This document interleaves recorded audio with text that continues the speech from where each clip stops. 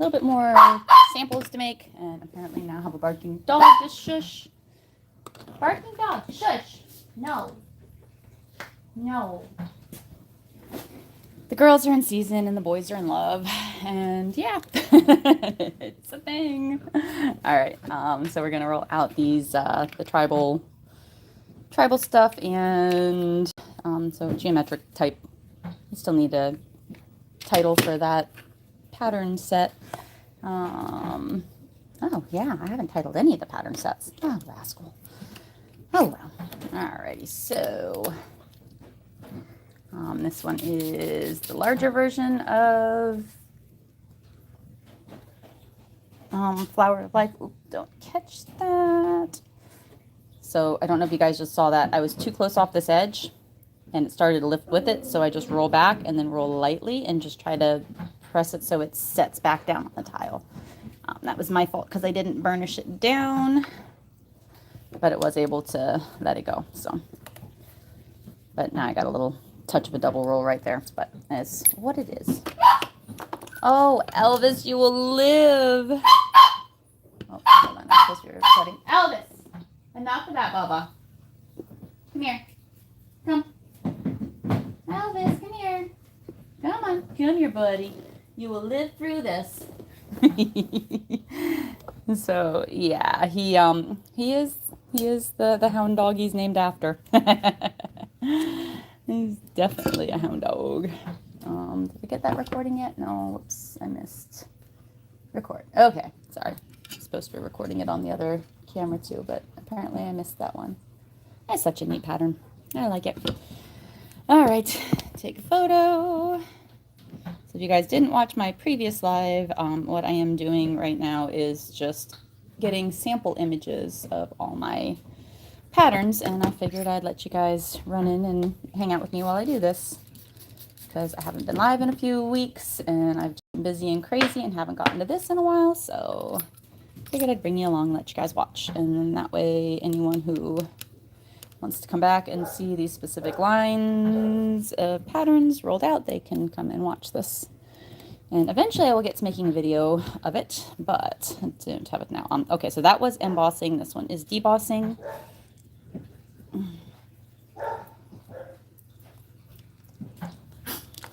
And there we go.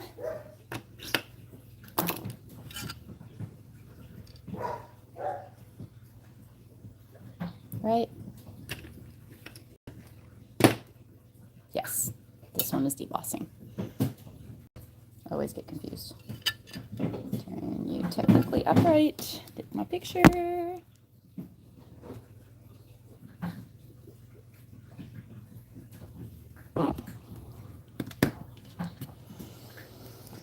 And is next. A little sticky there. Another one. This time I will remember to burnish it down. Alright, so now next one is debossing. I think I might have those backwards. No, I'm pretty sure this is debossing. Yeah, no, it is correct. So unfortunately, the thing about embossing or debossing is just straight up whatever I decide when I am putting titles on things. And some of them are really obvious, like this, tribal stripes. This obviously is debossing because that pushes pattern in. This raises pattern. So debossing, embossing. Embossing rolled out will look like debossing. Debossing rolled out will look like embossing. But some of them, like this one, it's such a balanced pattern that it's almost impossible to say which is debossing, which is embossing. So I'm calling those little mechanisms the main pattern. So when they're pressing in, that's debossing, and when they're standing up, that's embossing. But it's almost no difference in that roller. But it's pretty, so yeah. So that's one that it would be kind of irrelevant to get the whole set of embossing and debossing because they're pretty much the same. These guys will do different things. So come back here. So this is embossing.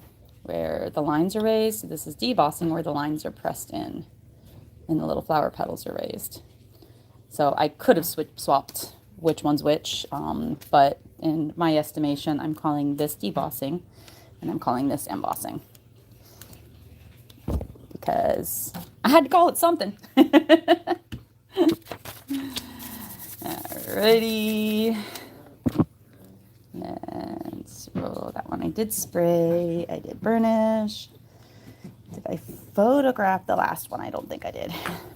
All right. So this one is Tiny Flower of Life. And it's just a nice, it's just such a pretty pattern.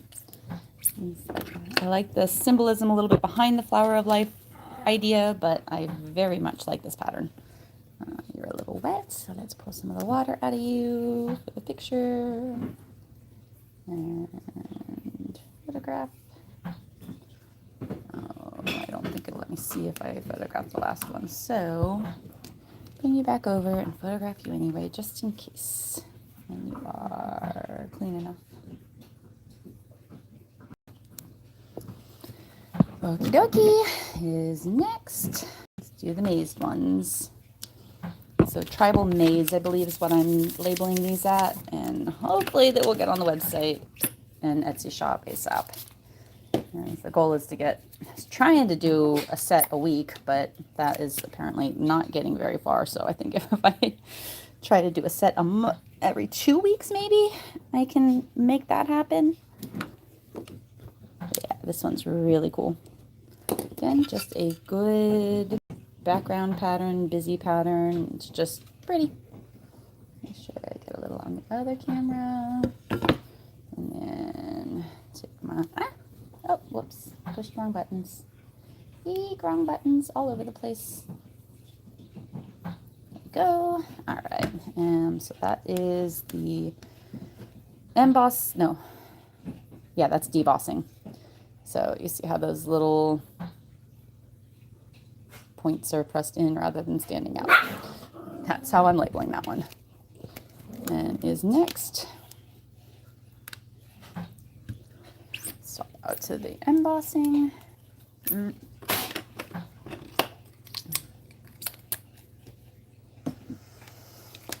Get it wet, and nothing sticks. I think I only got you half wet. Okay.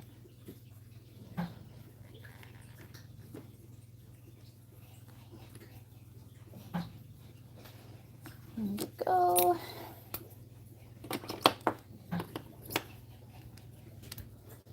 Oh, poor Elvis over there is so smitten. And then that one I'm calling embossing because these little T-pieces are standing up instead of pressing down. So, yep, there's really not a whole lot of difference between the two, but. And my photograph. All right, put you away. And grab another one.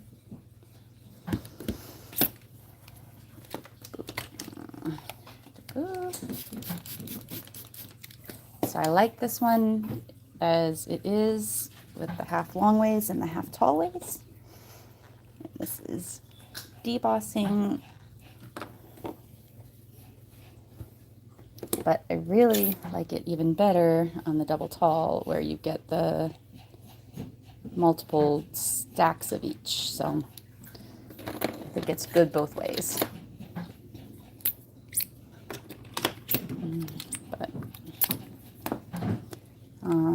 technically the top is the shorter line so that I get my picture correct. So that's debossing, which pushes the lines down in and leaves your background kind of raised.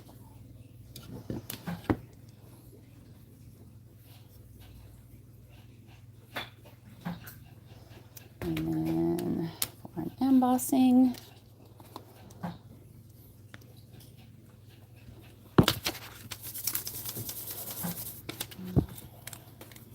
which will push the background in and leave the lines raised.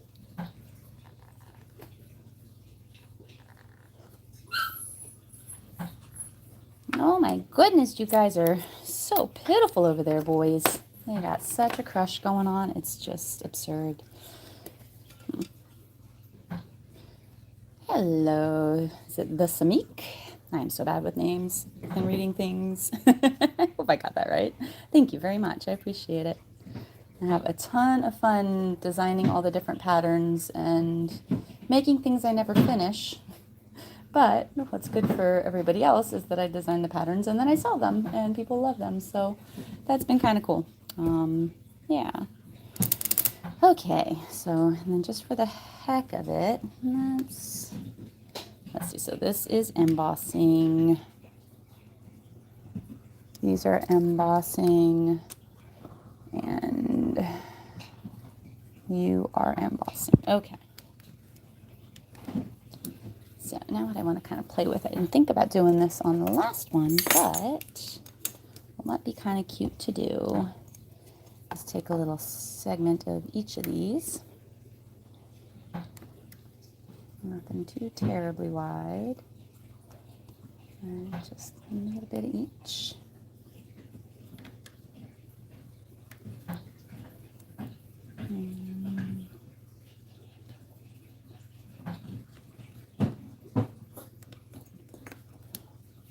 Okay. Was I using the back of my blade? So I'm a dork. Okay, there we go. And then can just put these all side by side.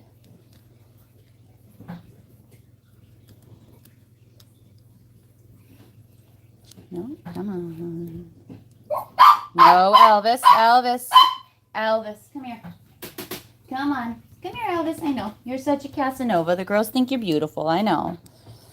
You're definitely doing all the big dog things just right. I'm going to give it just the tiniest bit of a burnish to try to help those lean into each other. And there. So now we have a fun sample of all of the whole set together. Oh, Elvis, you will survive. I promise. Actually, you get to make puppies soon, but just not right now, because not that girl. She's like your 3/4 sister. All right, so I have a picture of that. And then what might be kind of interesting to do is, part of me kind of wants the stripes more in the middle. No. All right, you guys stay there then. Knife. Where's, nope, that's not the, didn't put my knife away. All right, let's pull you up over to this side so that I can just work on making sure you guys are all pressed in a little bit. And then, what's a good dark color to go with silver? Lost a little bit of that pattern right there, but that should be okay.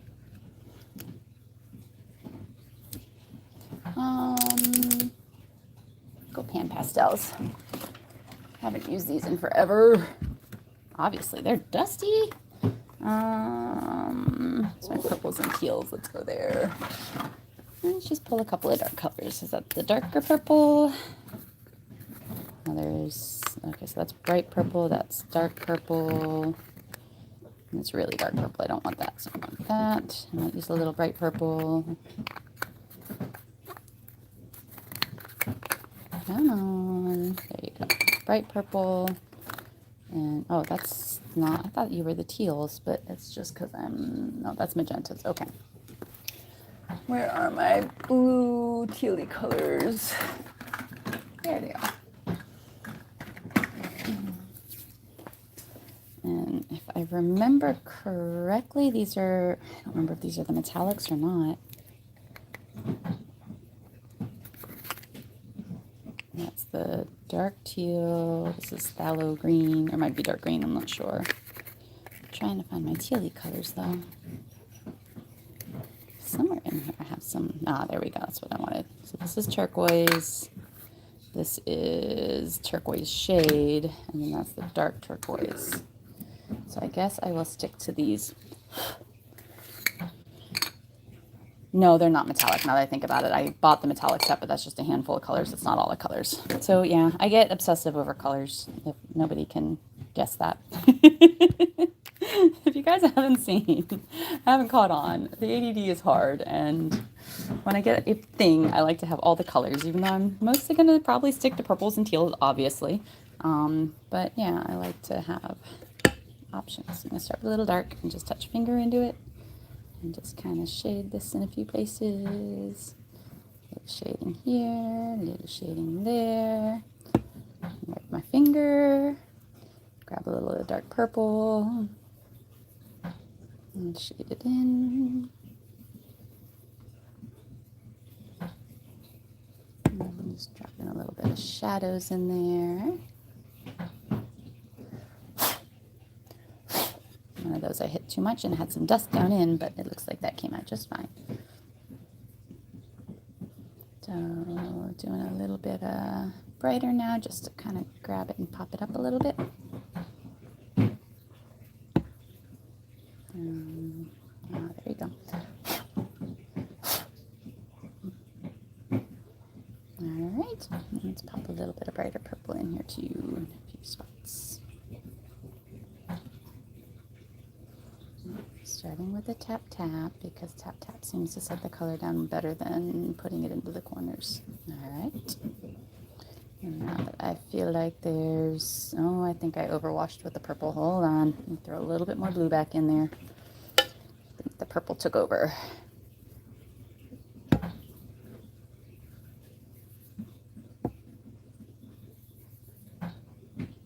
There we go. So now, if I burnish that a little bit. Oh, there we go. So that's a good idea of what stamping would do.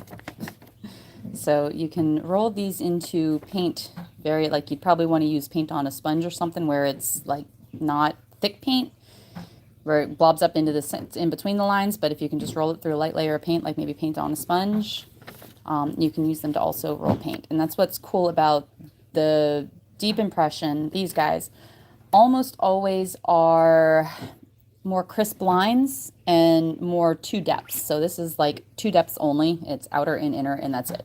There's a slight softness to the edge of it. It's not a sharp line, but come on, give me focus. There we go. It's not a sharp line because there's a little bit of blending to it, but it's still very much one depth, two depth, or depth one and depth two.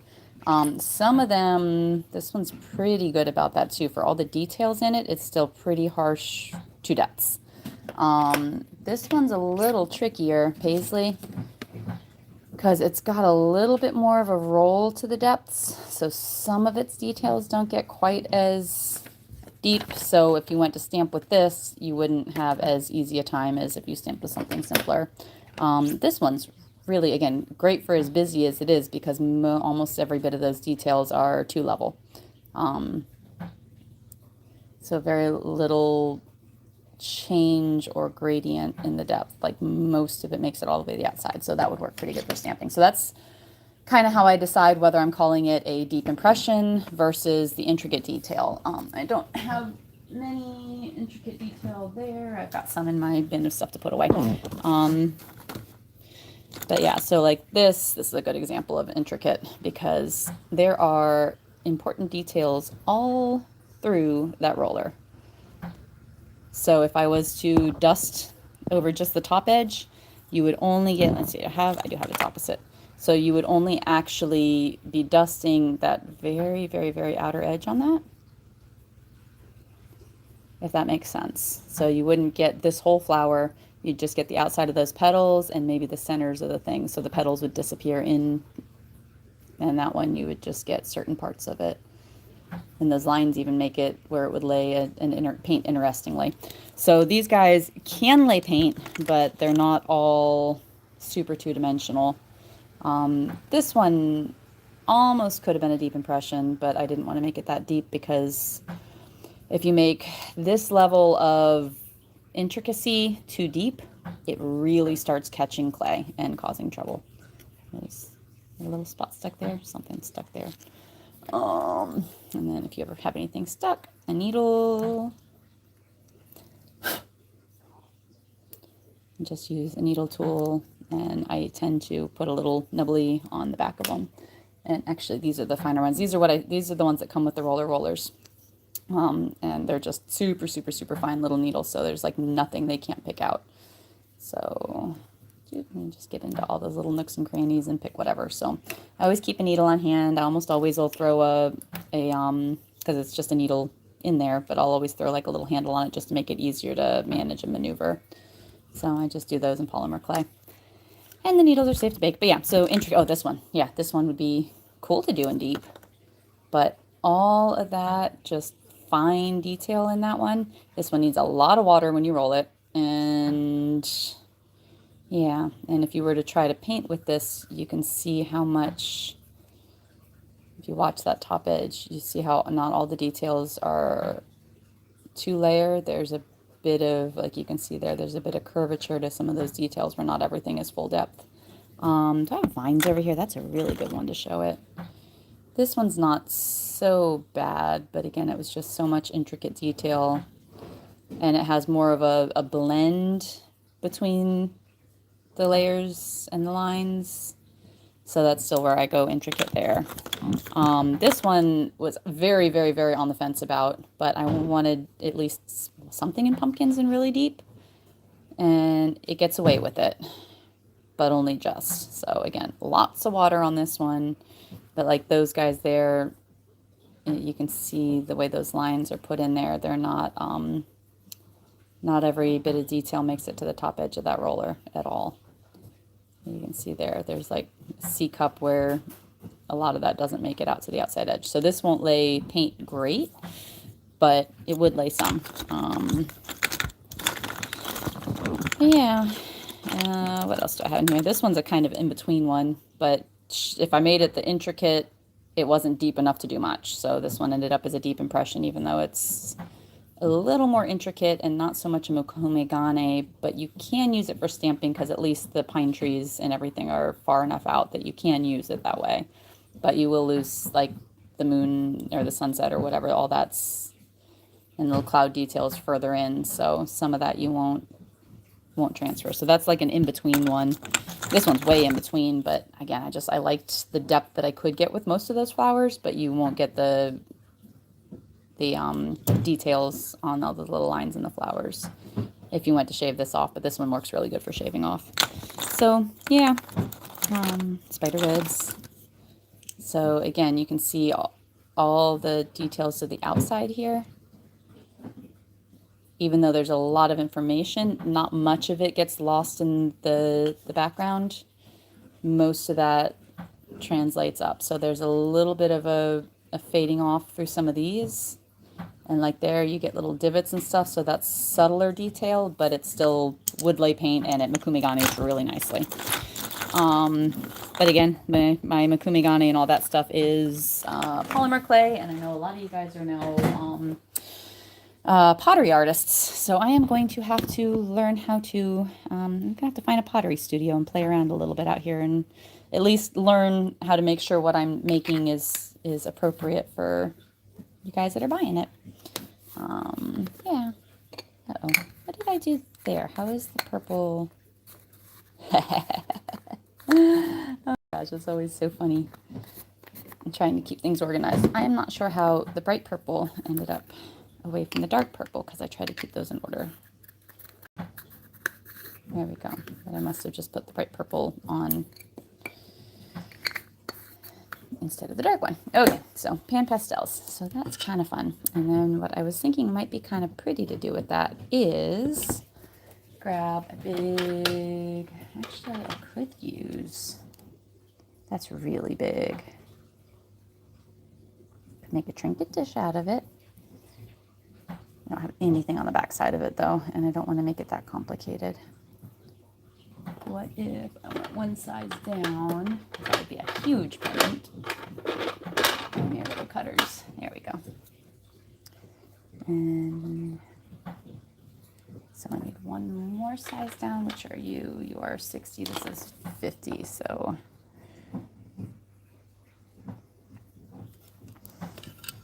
Is that fun, or am I losing too much of...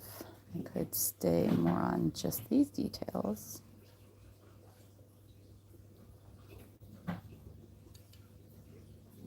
There it's just 2 of them. There it's 3, but I'm not getting tons of the stripes, or I'm losing quite a bit of that, and I want to make sure I stay centered on... Or do I go one size up and keep it square? And I could hang it on the diagonal. Do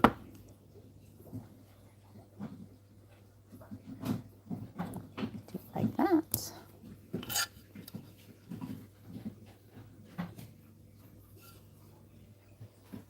And then hang it on the diagonal.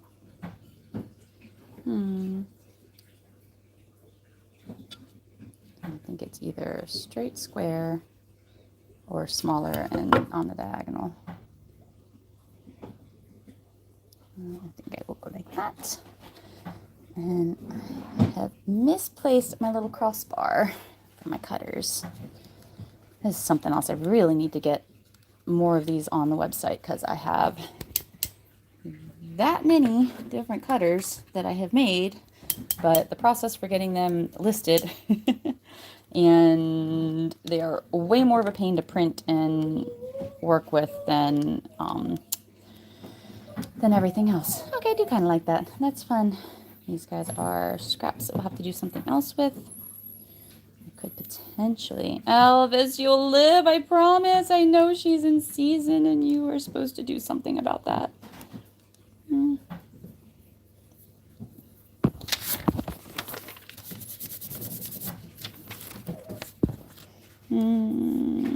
I don't think that's going to be crisp enough to save for earrings, so if I want to make earrings, I'll have to dust up a couple more, but I don't think I'm going to, because now that is scrap clay. So the other thing I could have done is I could have cut that first and then put the mica powder in, or the pan pastels, and I wouldn't have lost so much. So if I remember correctly, as long as I have this burnished down well... guys! Enough! Where's my squirt bottle? I know. They hear everything and tell me about it all. If I remember correctly, as long as this is burnished in, I don't think I have to seal this. I think it actually bonds with the clay when you bake it. So I'm going to hope the best there. You know what would have been really pretty to do is take a solid color of a different color of clay and just lay the lines in between those as I was putting it together. And if I made it shallower, no, it would have been better to polish them first. Anyway, okay, it is what it is. It has been made. So I'll throw that in the oven. Oh, actually, you know what? I think that'd be prettier domed. Where's my domes? I got new domes. Where did I put the new domes? Baby, watch out, guys. That's where I put the new domes. These are slightly less domey than the big set of domes I have. But yeah, that'll be big enough. Are you domed enough? It's not tons of dome, but it's a little dome. It's nice. I think I like it. Alrighty. Let's bring you off of the tile then. Clean up my edges. Oh, those dogs are so mad. So once I bake it, I could back it if I choose to. That's the babies playing silly games.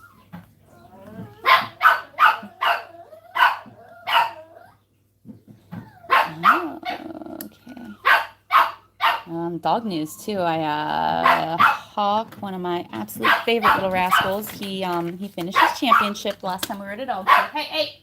So he finished on Valentine's Day, and I just got his championship certificate in the mail yesterday, so I'm still all stoked about that. And Evie, the one who's in heat right now, she just got her grand championship. She finished it the next day. So we've been having a good time with the dog showing. Everybody's been doing great. Yeah, I like that. That's just a nice little subtle bit of dome, not too much. That should be pretty once it's baked out. All right, I go ahead and throw that in the oven, and just want to make sure that it gets nice little burnish to it. Picking up a little, so I'll end up changing the color some, but I want that like little bit of silver sheen to make sure it pulls through. There we go. So now that it's been polished a bit, it's got a nice little sheen to it. So the one other thing you can do too, which is really neat, is when you texturize to get the raised bit, you can either use pan pastels, you can use acrylic paint. Actually, acrylic paint's a little easier to do that with, because if you dab it on while it's raised, let it dry completely, then you can burnish it back down flat and you keep the patterning, but it's a flat instead of having the depth. So this still has that whole mazed depth to it, which sometimes that's what I want. And sometimes, like if I was to try to turn this into beads, I would, as I'm rolling it, I would be messing up the color and messing up the depth. So if I'm doing beads, I like to get it to lay down flat before I even start turning it into a bead. Yeah. All right, cool. I will let you guys all go. I'm at 30 minutes again, so somehow I chat on forever. But yeah, I hope you guys all enjoyed, and I will try to at least come in. I mean, I've been crafting, but I just haven't been turning on the camera, so I need to get better about doing that, guys. Which means I need to get my software working better, but until then, I'll try to put it on the cell phone or whatever. But yeah, have a good one, guys. I'm happy crafting, and I will come back as soon as I can. Have a great one.